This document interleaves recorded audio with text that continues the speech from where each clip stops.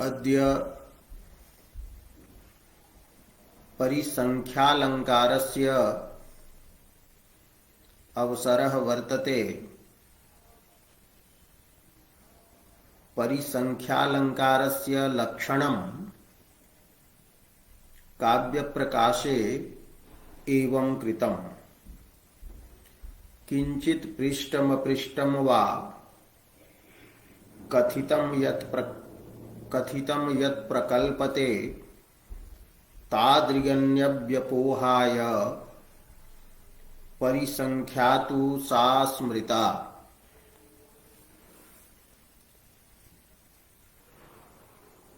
अद्य विचारणीयः अलंकारः परिसंख्या। परिसंख्या शब्दस्य योगार्थः वर्तते निषेध बुद्धिः, वर्जन बुद्धिः।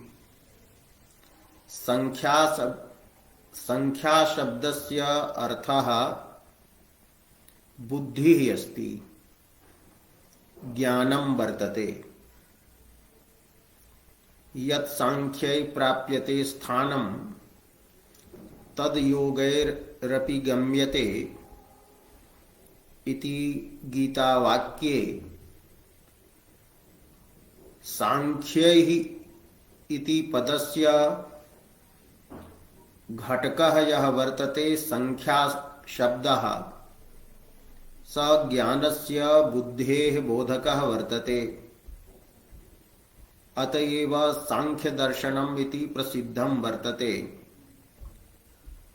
संख्या शब्दार्थः बुद्धिः। परि इति वर्जन रूपे अर्थे, निषेध रूपे अर्थे प्रयुक्तम अस्ति। परिर्वर्जने, वर्जनार्थे परिशब्दस्य कर्म प्रवचनीय संज्ञा भवति। अतः परिसंख्या इति शब्दस्य अर्थः जातः निषेधस्य ज्ञानम्। निषेधज्ञानम् अस्ति परिसंख्या। इदं ज्ञानं विषयता संबंधेन निषिध्यमाने अर्थे तिष्ठति। अतः परिसंख्यायाः शब्दालंकारत्वं सिद्ध्यति। मीमांसा दर्शने उक्तं वर्तते एकं विधिवाक्यं भवति। यद वाक्यं अज्ञातस्य केनचित् प्रमाणेन अज्ञातस्य अर्थस्य ज्ञापकं भवति तत् विधिवाक्यं कथ्यते। विधिरत्यन्तमप्राप्तौ अथवा विधिरत्यन्तमप्राप्ते। यथा तत्र उदाहरणं वर्तते स्वर्गकामः यजेत। अनेन वाक्येन यागस्य स्वर्ग साधनता बोध्यते। यागः स्वर्गस्य साधनं वर्तते।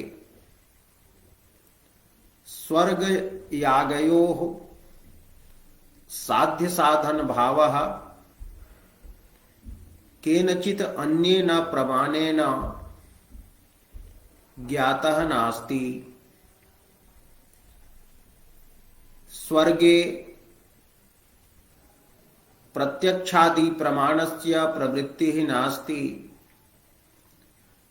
तो अज्ञातस्य स्वर्गस्य यागस्य च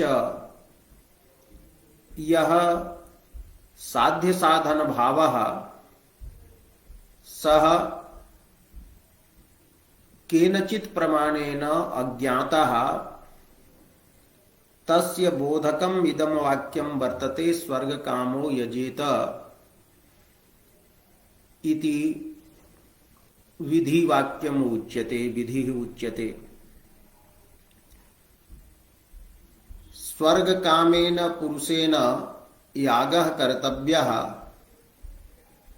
यागेन स्वर्ग रूपम इष्टं भावयेत् इत्यर्थः प्रतिपादितः। यागः यः वर्तते स क्वचित् भूमौ एव कर्तव्यः भवति। स यागः समतल भूमौ अपि कर्तुं शक्यते, एवं असमतल भूमिः या वर्तते विषमा भूमिः तत्रापि कर्तुं शक्यते। यदा समभूमौ यागः क्रियते तदा विषम भूमौ यागः न प्राप्तः। यदा विषम भूमौ यागः क्रियते तदा समभूमौ यागः न प्राप्तः। एवं यागस्य अत्र प्राप्तिः पाक्षिकी वर्तते कि समे अपि कर्तुं शक्यते अथवा विषमेपि स्थले यागः कर्तुं शक्यते। तो यागस्य पाक्षिकी प्राप्तिः अस्ति। तदा द्वितीयं वाक्यम् उक्तं वर्तते समे यजेत। तो समे यजेत इति वाक्यं किमपि नवीनम् अर्थं न ज्ञापयति। समे विषमे च उभयत्र प्राप्तस्य यागस्य पुनः विधानं विषमस्थले विधानम् अत्र न संगच्छते। अतः समे यजेत इति आपाततः प्रतीयते यत् समस्थाने यागस्य विधि अस्ति, किन्तु स अपूर्व विधि अत्र नास्ति। समे यजेत इति वाक्यार्थः निषेधे पर्यवस्यति, अर्थात विषम स्थले यागः न कर्तव्यः। समे यजेत इति कथनेन विषमस्थाने यागः न कर्तव्यः इति निषेधः प्रतीयते। तब पाक्षिके सति यह विधि आरभ्यते स नियम विधि उच्यते। अतएव उक्तम् अस्ति नियमः पाक्षिके सति। किंतु यदि कस्यचित् विधि युगपद प्राप्तिः भवति, कस्यचिदर्थस्य युगपद प्राप्तिः एकस्मिन्नेव काले एकस्मिन्नेव अधिकरणे देशे प्राप्तिः भवति, तदा विधीयमानं यत् अन्यत् भवति तत् वाक्यं विधायकं वाक्यं परिसंख्या विधि कथ्यते। यथा पंचनखाः भक्ष्याः इति परिसंख्या विधि अस्ति। क्षुधः बुभुक्षायाः निवारणार्थं एकस्मिन्नेव स्थाने एकस्मिन्नेव काले कुक्कुरमांसम् अपि प्राप्तं वर्तते। एवं शशमांसम अपि प्राप्तम वर्तते रागतः एव मांसभक्षणम तत्र प्राप्तम तर्हि युगपत् प्राप्ति ही वर्तते स्वमांसभक्षणस्यापि एवं च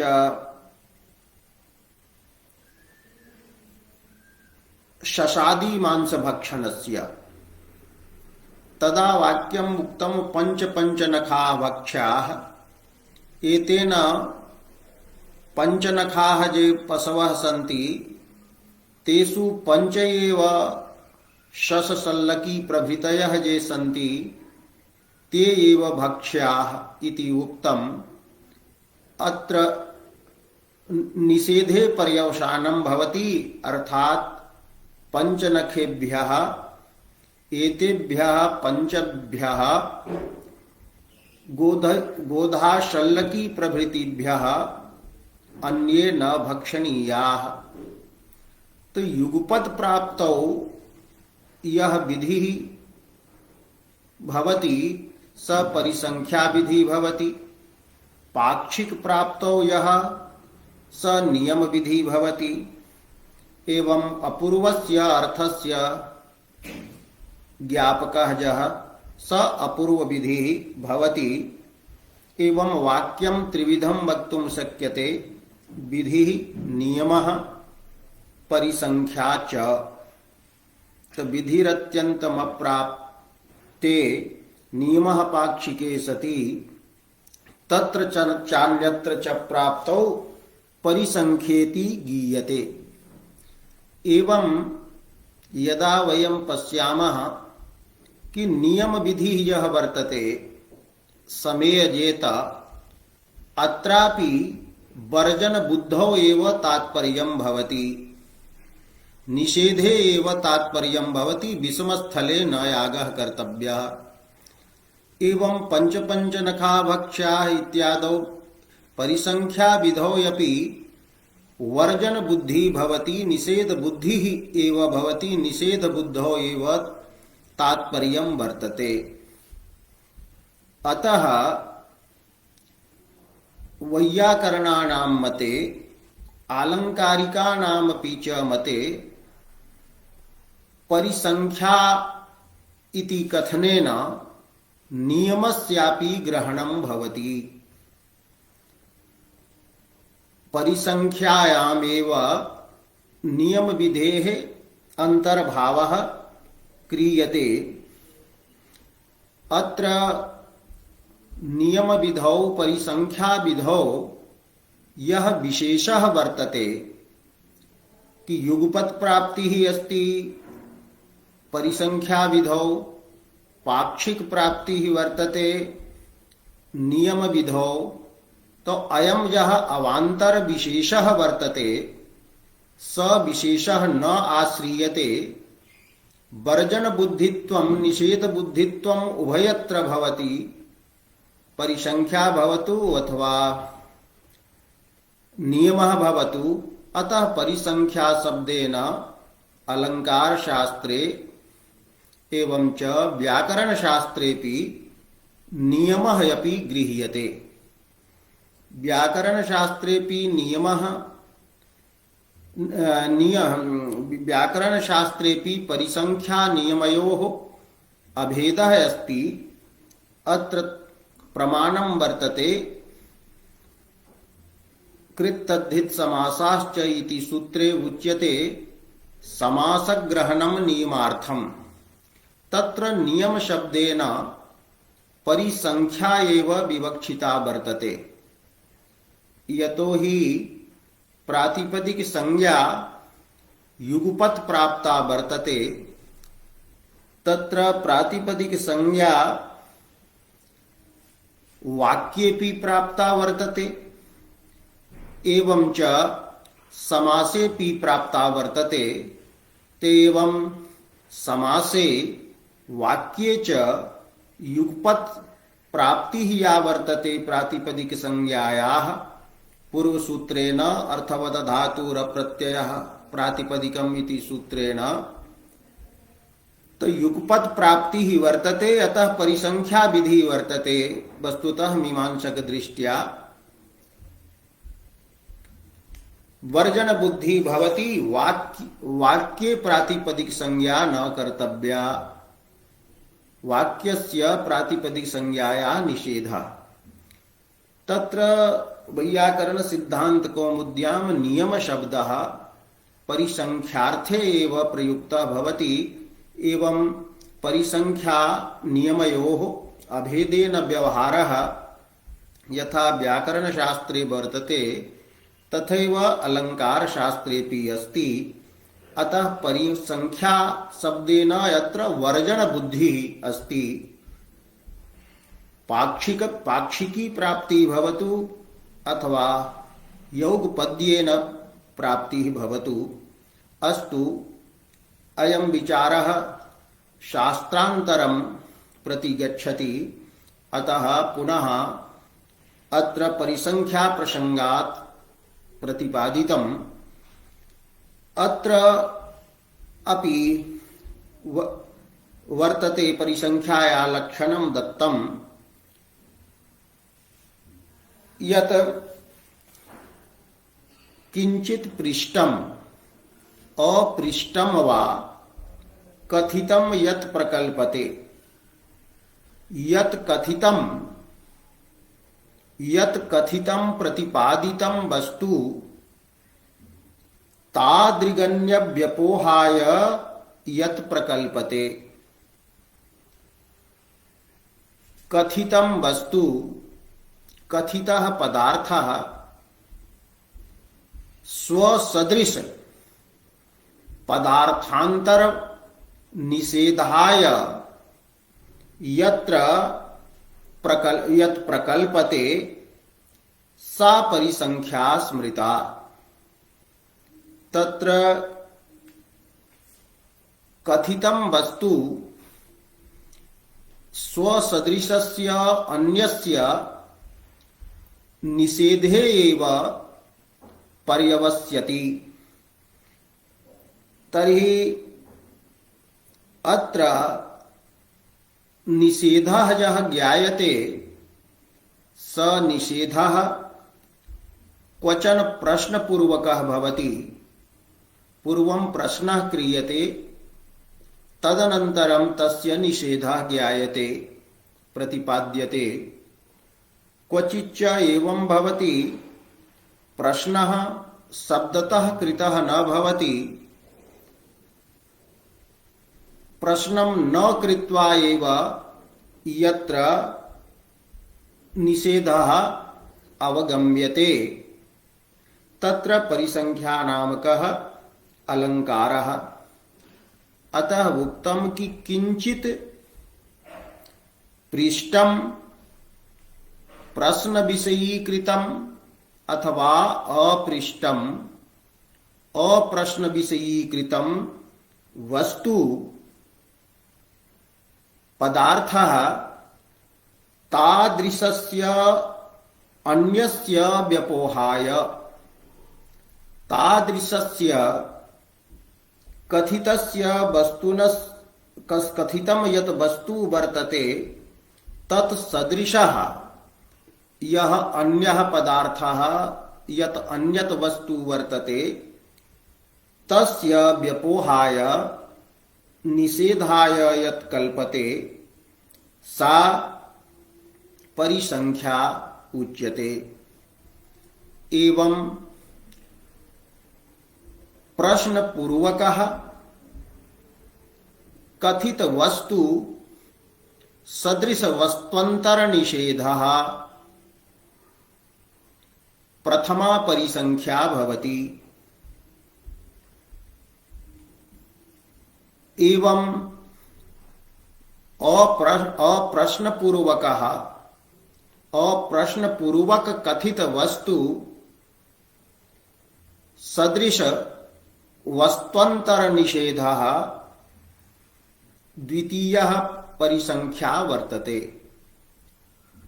अत्र निषिध्यमानं यद् वस्तु भवति, यः पदार्थः भवति निषिध्यमानः, स्वक्वचित् प्रतीयमानः भवति, प्रसंगवशात् ज्ञायमानः भवति, शब्दतः स कथितः न भवति।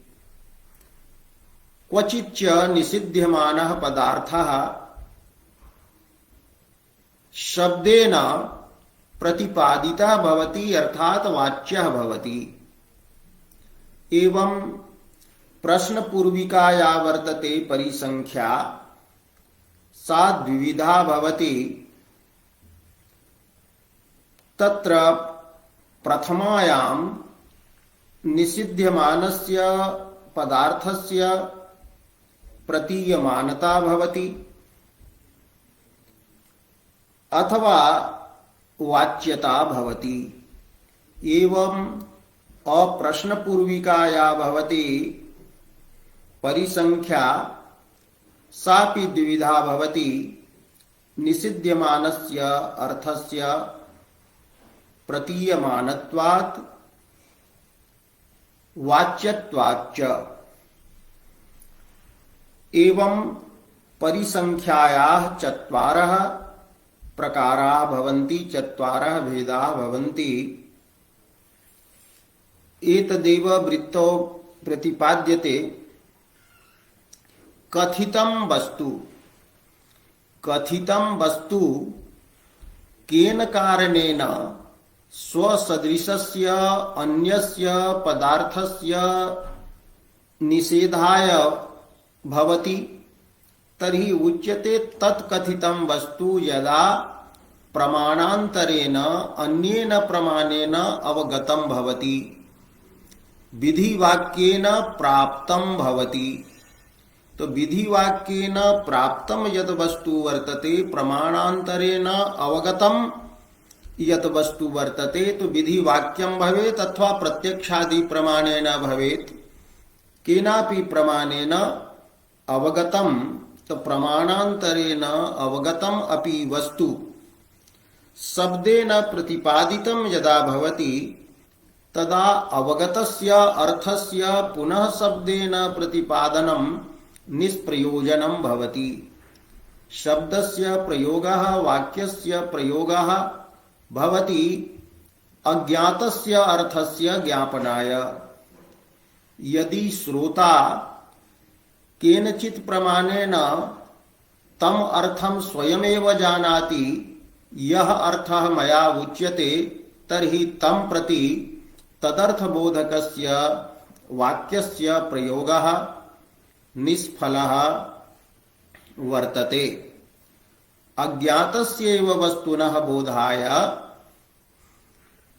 वाक्यस्य उच्चारणं भवति।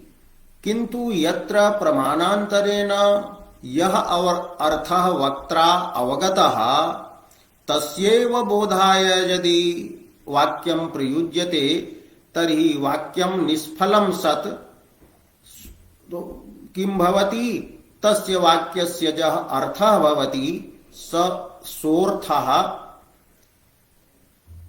स्वसदृशस्य अन्यस्य निषेधे एव पर्यवस्यति। प्रमाणान्तरावगतमपि वस्तु शब्देन प्रतिपादितं प्रयोजनान्तराभावात् सदृशवस्त्वन्तर व्यवच्छेदाय स्वसदृशस्य वस्त्वन्तरस्य अन्यस्य वस्तुनः व्यवच्छेदाय निषेधाय यत् पर्यवस्यति, सा परिसंख्या भवेत्। परिसंख्या भवेत्। अत्र च कथनं प्रश्नपूर्वकं भवति, तदन्यथा अर्थात अप्रश्नपूर्वकं परिदृष्टं भवति तत्कथनम्। तथा उभयत्र व्यपोह्यमानस्य निषिध्यमानस्य, व्यपोह्यमानः निषिध्यमानः यः अर्थः वर्तते, तस्य प्रतीयमानता भवति। वाच्यत्वं च इति चत्वारः भेदाः अस्य भवन्ति। एवं वृत्तौ प्रतिपादितम्। चतुर्णां भेदानां उदाहरणानि क्रमेण दीयन्ते। तत्र प्रश्नपूर्वाया वर्तते परिसंख्या, तस्याः उदाहरणम् अस्ति किमासेव्यं पुंसां सविधमनवद्यं द्युसरितः किमेकान्ते ध्येयं चरणयुगलं कौस्तुभभृतः किमाराध्यं पुण्यं किमभिलषणीयं च करुणा यदा शक्त्या चेतो निरवधि विमुक्त्यै प्रभवति।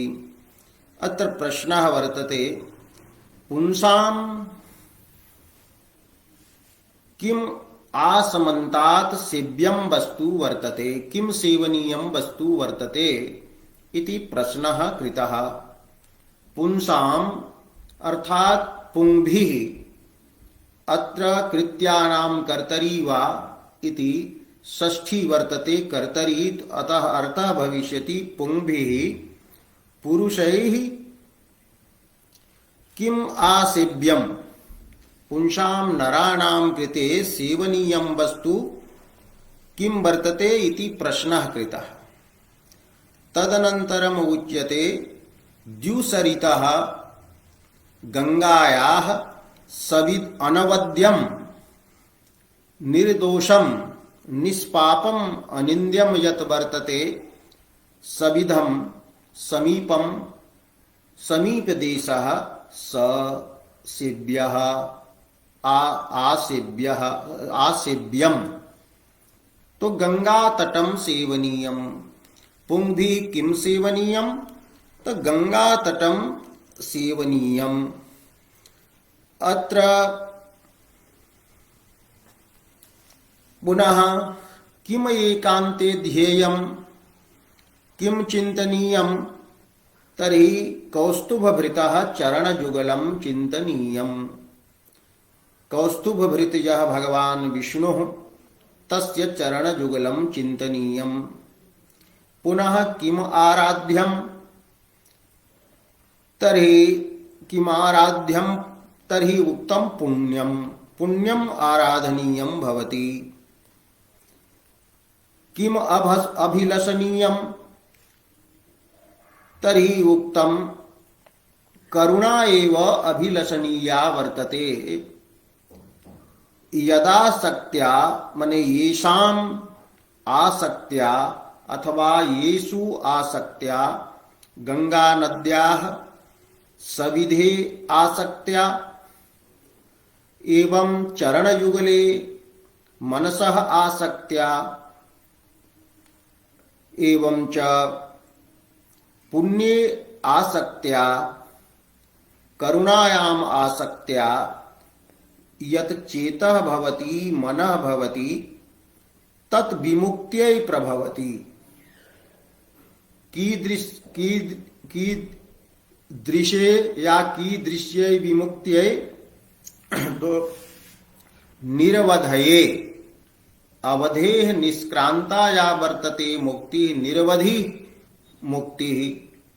तो मुक्ति अपि अनेक प्रकारा पुराणेषु कथिता वर्तते, सारूप्य मुक्ति सालोक्य मुक्ति, किंतु अत्र सायुज्य मुक्ति विवक्षिता, या मुक्ति निरवधि भवति ततः भ्रंशः कदाचिदपि न संभाव्यते।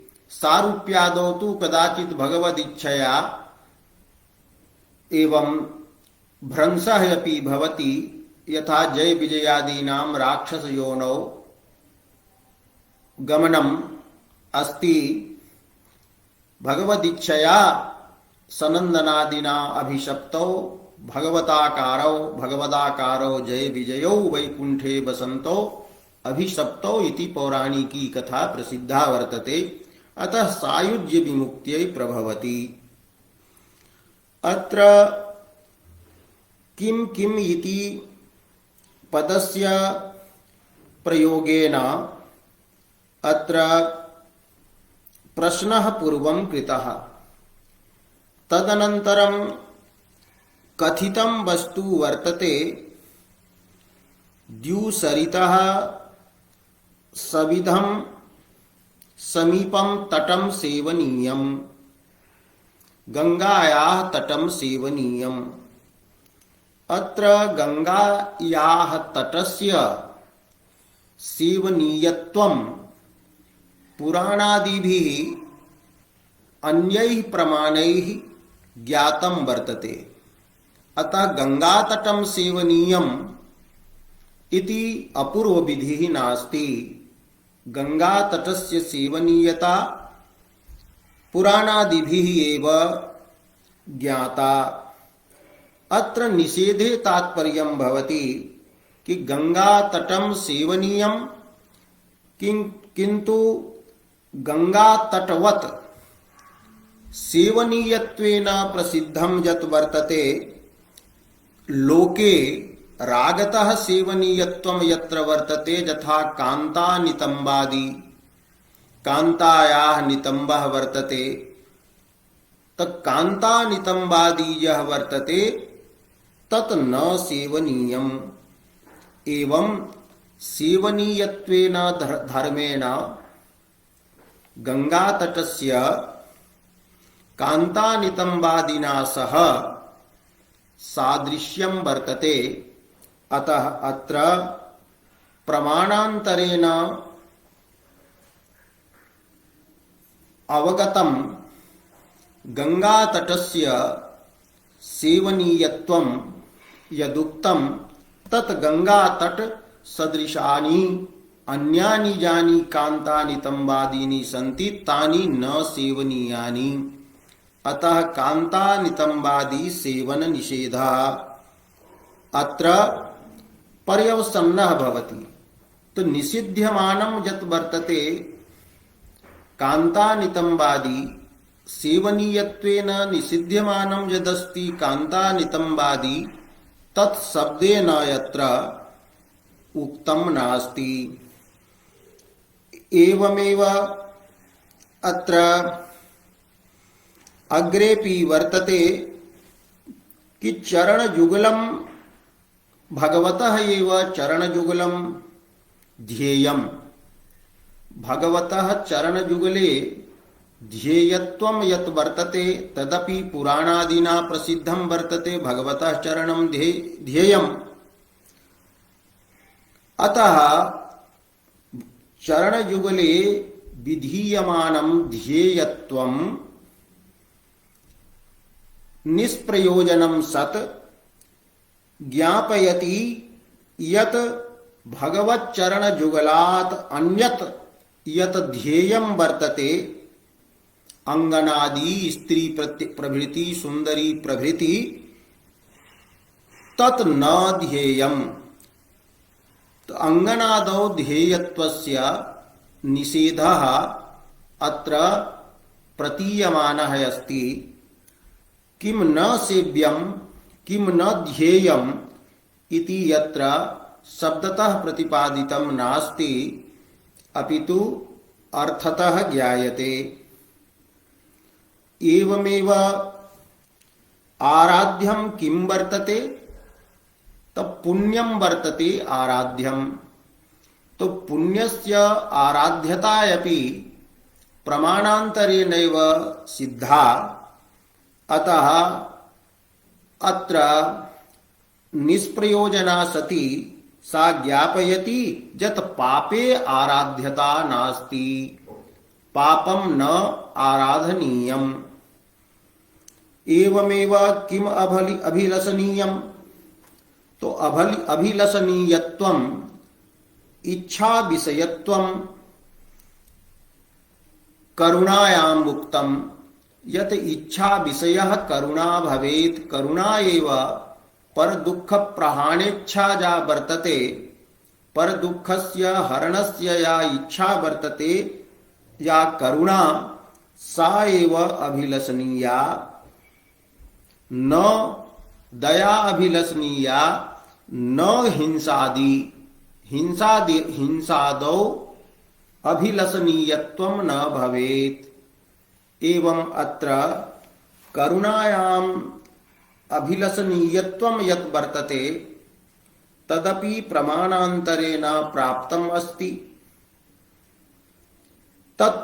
तस्य प्रतिपादनं निष्प्रयोजनं सत् अत्र हिंसादौ अभिलषणीयतायाः निषेधं ज्ञापयति। अत्र निषिध्यमानाः ये पदार्थाः कान्तानितम्बादयः ये सन्ति ते सर्वे अत्र शब्देन न प्रतिपादिताः अर्थतः अवगम्यन्ते। किंच प्रश्नपूर्वकं यत्र प्रमाणान्तरावगतस्य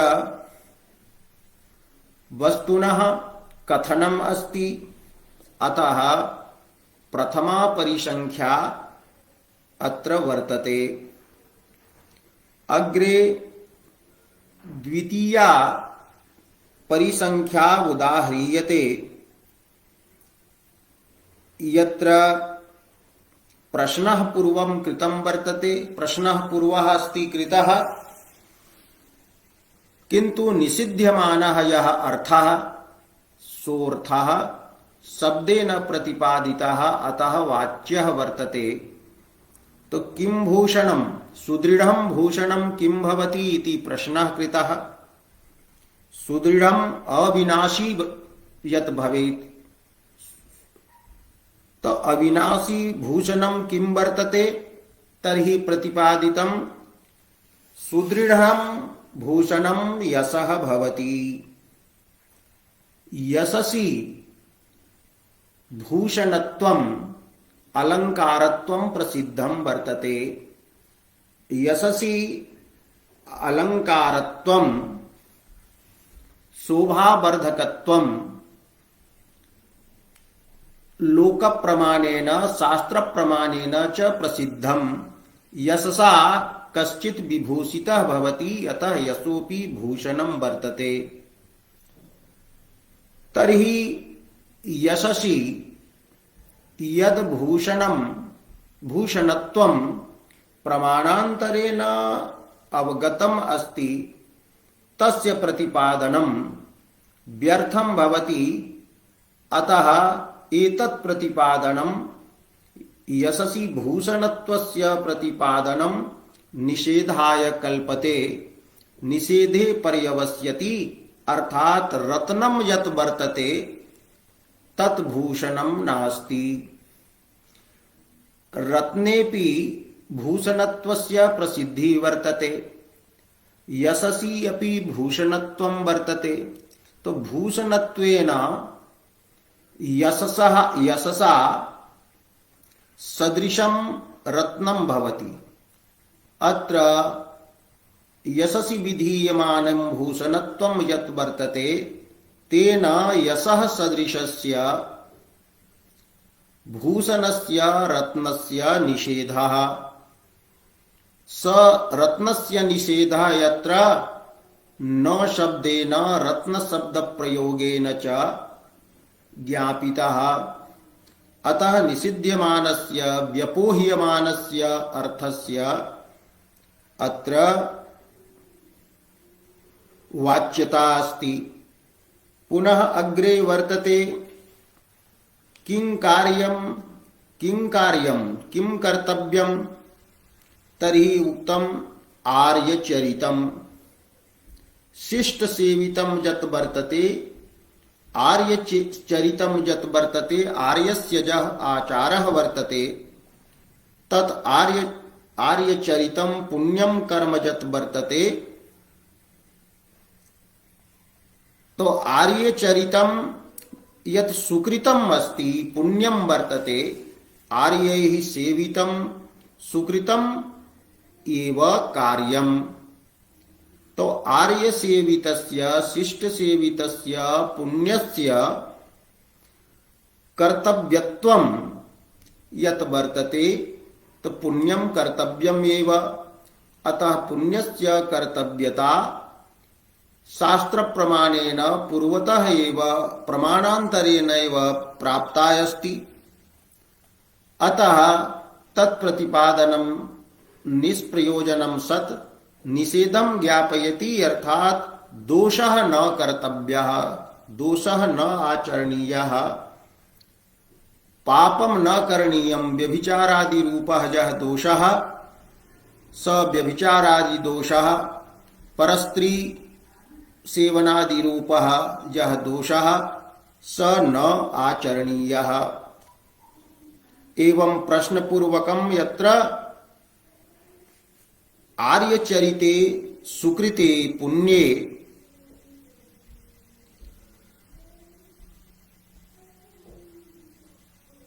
कार्यत्वस्य कर्तव्यत्वस्य निरूपणम् अस्ति। तत् निष्प्रयोजनं स्यात् सत् दोषाकरणे दोषस्य अकर्तव्यतायां पर्यवस्यति।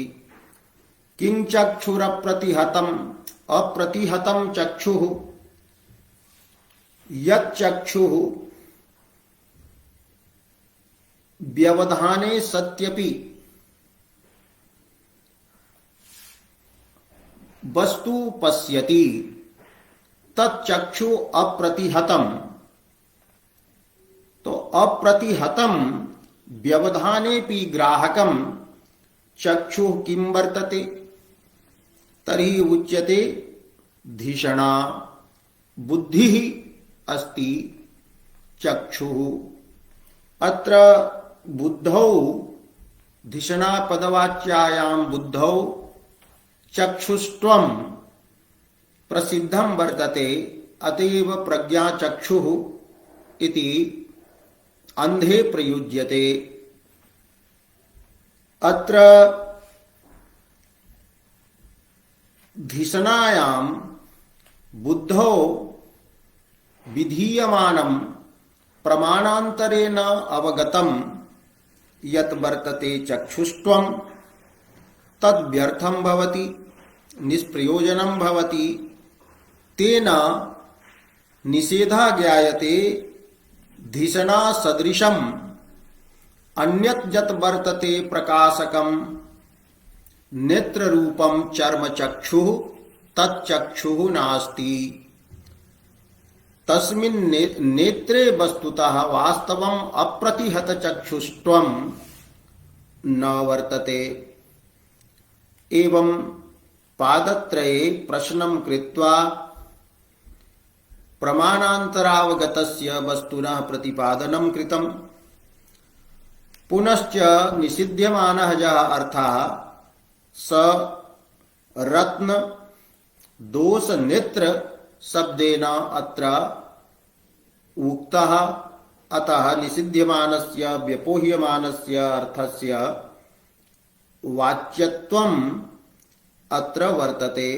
अग्रे तु राज्ञः स्तुतिः वर्तते जानाति कः त्वदपरः सदसद् विवेकम्, अर्थात् त्वत् अपरः कश्चन अपि सतः असतश्च विवेकं कर्तुं न जानाति इति कवि राजानं प्रशंसति। एवं प्रश्नपूर्वकस्य प्रमाणान्तरावगतस्य कस्यचित् वस्तुनः यत् कथनं तेन कथनेन तत्सदृशस्य अन्यस्य वस्तुनः यः निषेधः तस्य उदाहरणं दत्तं। तत्र एकत्र निषिध्यमानः अर्थः प्रतीयमानः वर्तते, शब्देन अबोधितः वर्तते, प्रसंगवशात् बुद्धः भवति। द्वितीये श्लोके तु स साक्षादेव रत्नादिपदेन निषिध्यमान यत्र रत्नादौ सुदृढ़भूषणत्वं निषिध्यमानं वर्तते तद्रत्नादि शब्दतः प्रतिपादितम्। तो प्रश्नपूर्वक परिसंख्यायाः उदाहरणद्वयं प्रस्तुतम्। अग्रे प्रश्नपूर्वकं प्रमाणान्तरावगतं वस्तु यत्र प्रतिपाद्यते प्रतिपाद्यमानं तद्वस्तु स्वसदृशान्य व्यवच्छेदाय यत्र प्रतिफलति तस्य उदाहरणं दीयते।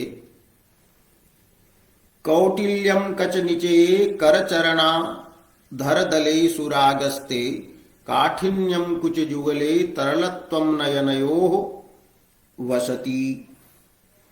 अत्र कस्याश्चन नायिकायाः वर्णनं वर्तते। तस्याः नायिकायाः कच निचये कचानां केशानां समूहे कौटिल्यं वर्तते, कुटिलता वर्तते, वक्रता वर्तते। केशाः तस्याः वक्राः सन्ति, कुटिलाः सन्ति। तो कच निचये कौटिल्यम् अस्ति। इदं वाक्यं तं प्रति कथ्यते यः वक्ता जानाति पूर्वम् एव यत् एतस्याः नायिकायाः कचेषु कौटिल्यम् अस्ति, केशाः अस्याः कुटिलाः सन्ति। तो कच निचय गतं कौटिल्यं यत् वर्तते तत् वक्त्रा प्रमाणान्तरेणैव अवगतं वर्तते। अतः प्रमाणान्तरावगतस्य प्रमाणान्तरेण ज्ञातस्य कच निचयनिष्ठस्य कौटिल्यस्य प्रतिपादनम् अत्र व्यर्थं भवति। अतः तत्सदृश निषेधे पर्यवस्यति, अर्थात कच निचये एव यस्याः कौटिल्यं वर्तते हृदये कौटिल्यं नास्ति। हृदयं तु सरलं वर्तते, हृदये कुटिलता कपटता नास्ति। अत्र वस्तुतः केशगता या कुटिलता अस्ति सा भिन्ना वर्तते, हृदयगता या कुटिलता वर्तते सा भिन्ना अस्ति, कपट रूपा सा कुटिलता वर्तते। तो एवं पदार्थयोः यत्र भेदः अस्ति, किन्तु अलंकार शास्त्र सिद्धान्तात् कौटिल्य शब्देनैव कपटस्यापि बोधात् एवं वक्रतायाः बोधात् एक शब्दवाच्यत्वेन अभेदः यत्र कवि प्रतिभया कल्पितः वर्तते। अतः कवि प्रतिभोल्लासितः अत्र अस्ति परिसंख्यालंकारः। तो हे प्रेयसी तव कचनिचये एव कौटिल्यं वर्तते, हृदये तव कौटिल्यं नास्ति। एवं करचरणाधर दलेषु रागः वर्तते, करे करयोः चरणयोः अधरयोश्च रागः अस्ति, रक्तिमा वर्तते, रक्तवर्णता वर्तते। अत्र हृदहस्तपाद हस्ते पादे ओष्ठे च रागः तव वर्तते। राग शब्दः अत्र श्लिष्टः अस्ति। प्रीतिः अनुरागस्य अनुरागः इति अपरः अर्थः अस्ति। तो तव करादिषु एव रागः अस्ति, अन्यत्र परपुरुषे तव रागः नास्ति, प्रीतिः नास्ति। एवं परपुरुषे रागस्य प्रीतेः निषेधः यत्र प्रतीयते। तो यद्यपि करादिगतः रागः रक्तवर्णता रूपः वर्तते, रक्तः वर्णः वर्तते, लोहित वर्णः वर्तते, प्रीतिस्तु हृदगता भवति। अतः प्रीतिः भिन्नः पदार्थः, किन्तु प्रीतेः रक्तवर्णस्य च रागशब्दवाच्यत्वेन अभेदः अत्र स्वीकृतः, तेन परिसंख्यायाः सिद्धि भवति। रागत्वं हि उभयत्र अस्ति। रागशब्दवाच्यत्वेन रागत्वं रक्तवर्णेऽपि वर्तते, एवं रागत्वं प्रीतौ अपि वर्तते। एवं काठिन्यं कुचजुगले तव कुछ जुगले जुगले युगले एव तव स्तनयोः एव कठिनता वर्तते, कठोरता वर्तते। तव हृदये कठोरता नास्ति, तव हृदयं तु कोमलं वर्तते, सदयं वर्तते। अत्रापि काठिन्य शब्दे श्लेषः स्वीकरणीयः। कुछ जुगलगता या कठोरता वर्तते, स तु स्पर्श रूपा वर्तते, स्पर्श विशेषः वर्तते। किंतु हृदयगतं यत् कठोरत्वं भवति तद्द्वेषादिकृतं भवति, ते द्वेषादयः दिरूपा कठोरता वर्तते। अनयोः द्वयोः अर्थयोः यत्र काठिन्यपदबुद्ध्यत्वेन ऐक्यं स्वीकृतम्, एवं कुछ युगले काठिन्यस्य प्रतिपादनम् अस्ति, यत् काठिन्यं स्वयमेव श्रोत्रा साक्षात्कृतं दर्शनेन स्पर्शनादिना वा, अतः काठिन्यं प्रमाणान्तरेण अवगतम् अस्ति। एवं नयनयोः तरलत्वं वर्तते। अस्याः नयनयोः तरलत्वं चाञ्चल्यम् अस्ति। नयनं क्वचिदपि स्थिरं न भवति। अस्याः नायिकायाः तो नयनयोः तरलत्वं वर्तते। तो नयनगतं तरलत्वम् अपि नायकेन साक्षात्कृतम् अस्ति। अतः नयनगतं तरलत्वम् अपि प्रत्यक्षादि प्रमाणेन अवगतं वर्तते। तस्य प्रतिपादनम् अत्र व्यर्थं भवति।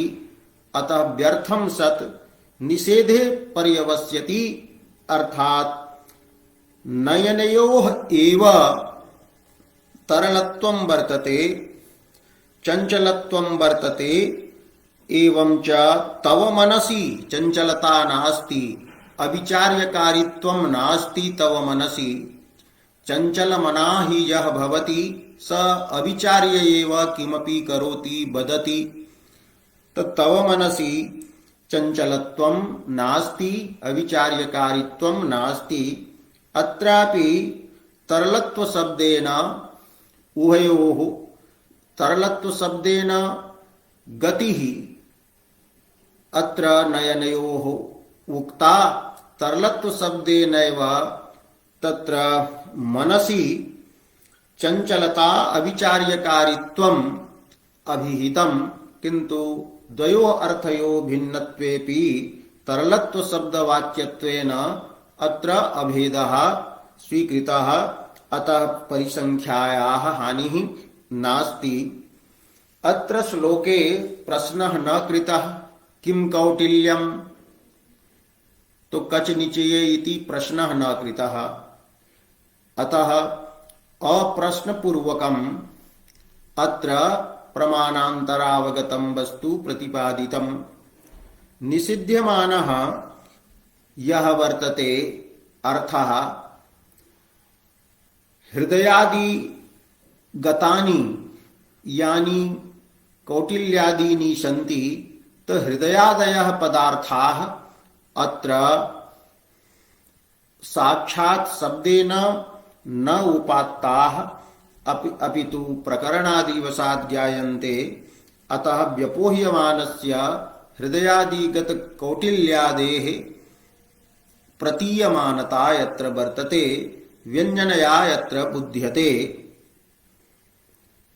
एवं व्यपोह्यमानस्य निषिध्यमानस्य अत्र अस्ति प्रतीयमानता। यत्र निषिध्यमानः पदार्थः शब्दतः उच्यते, प्रश्नः न भवति, तस्य उदाहरणं दीयते। भक्ति भवेत् कि भक्तिः कुत्र भवेत्, तो भवे शिवे भवेत्, न विभवे विभवे न भवेत्। धन संपदादौ भक्तिः न भवेत्। व्यसनं शास्त्रे भवेत् इति न युवती कामास्त्रे, युवतीनां यः युवती संबद्धः यः युवती कामास्त्रे, तो युवतयः ये सन्ति युवतयः एव कामास्त्राणि सन्ति। कामस्य बाणरूपाः स्त्रियः भवन्ति। युवतिभिः एव कामः संसारेऽस्मिन् विजयते।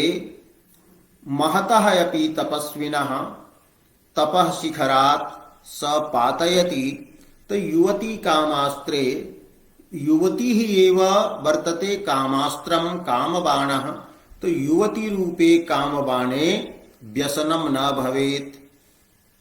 एवं चिंता यशसि यशः कथम लभ्येत इति यशसि चिंता कर्तव्या न वपुषि।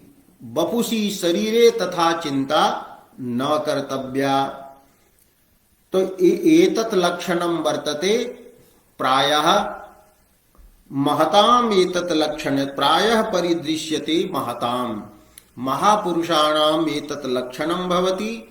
तेषां भक्तिः भवे शिवे भवति।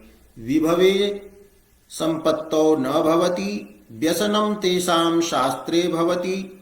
युवती कामास्त्रे युवती रूपे कामस्य बाणे अर्थात युवतौ तेषां व्यसनं न भवति। चिंता तेषां यशसि भवति कि यशः न मम हीयेत। यशसि कलङ्कः न आपद्येत इति यशसि चिंता भवति। वपुषि न भवति। वपुषः शरीरस्य पोषणाय अयसः ते न अर्जयन्ति। एतत् महतां लक्षणं वर्तते स्वरूपं वर्तते इति पद्यस्य अभिप्रायः। अत्र प्रश्नः न कृतः कि कुत्र भक्तिः तदा यदि उच्येत भवे तदा तो प्रश्नपूर्विका परिसंख्या स्यात्। किंतु प्रश्नः न कृतः। विभवे भक्तेः यः निषेधः वर्तते स तु न विभवे इति शब्देनैव प्रतिपादितः वर्तते। वैभवे भक्तेः अभावः यः वर्तते सोऽत्र न शब्देन उक्तः वर्तते। तो विभव युवती कामास्त्र वपुः इति शब्दत्रयेण अत्र एवं च न शब्दस्य प्रयोगेन निषिध्यमानः अर्थः अत्र वाच्यः कृतः वाच्यीकृतः वाच्यः वर्तते अयम् अर्थः। अतः चतुर्थी या वर्तते परिसंख्या सा परिसंख्या अत्र उदाहृता अस्ति। एवं काव्य प्रकाशे परिसंख्यालंकारः विचारितः। तर्हि निष्कर्षतः वक्तुं शक्यते यत् अन्येन प्रमाणेन ज्ञातः यः वर्तते अर्थः तस्य अर्थस्य निष्प्रयोजनं प्रतिपादनं यत् भवति तत्